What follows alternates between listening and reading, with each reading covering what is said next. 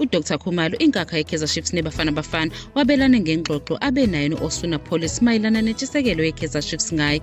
Wapholiswa neminyaka engu-23 usephenduka umdlalo oqavile kuBafana Bafana eyisiza ukuthi ingene ku-Africa Cup of Nations. Ekuqaleni kwesizini ka-2024-2025 iKaizer Chiefs ibifuna ukumsayinisa lo mdlalo ogijima esiswini, kodwa izingxoxo nosihlalo wePolokwane City bezinzima. Ngemuva komdlalo wakamuva weBafana Bafana, uKhumalo ukhulume no-Police wabuza ukuthi kungani angayijoyinanga iKaizer Chiefs.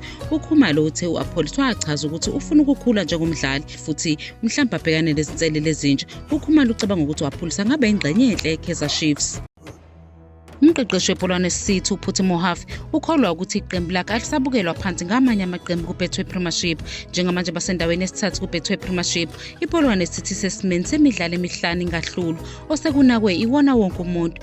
Mohafi uncoma impumelelo yeqembu kubadlali abanohlonze okubalwa kubo Osuna Police, uThabang Mutuludi noManuel Kambala. Sinezinga eliphezulu nokujula eqenjini, angicabanga ukuthi kufanele siphinde singanakwa, kusho Mohafi. Uphinde waveza ukuthi wonke umdlalo uyashintshwa futhi kufanele ithathelwe phezulu iPolokwane City.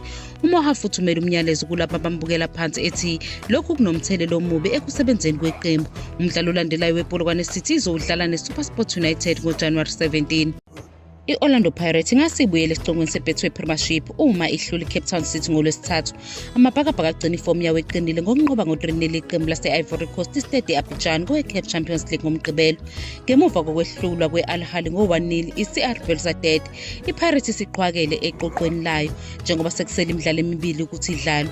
Ukunqoba i-CR Belouizdad ekhaya ngeSonto kuzoqinisekisa indawo yabo kuma-quarterfinal. Ngaphambi kwalokho, iPirates izobhekana neCity eza emdlalweni inokuzethemba ngemuva kokunqoba iKaizer Chiefs ngo-1-0 ngeSonto. Emdlalweni wokuqala kuphethe umqeqeshi omusha, iPirates nokho izoba yimbangi enzima kakhulu. uRelebohile Mofokeng usefomini ephezulu, usashaya amagoli amabili emidlalweni yakhe emibili edlule. uPatrick Maswanganyi uphinde wathola inethi benqoba iStade Abidjan, kanti uDion Hotto unamagoli 4 kuyo yonke imiqhudelwano kule sizini.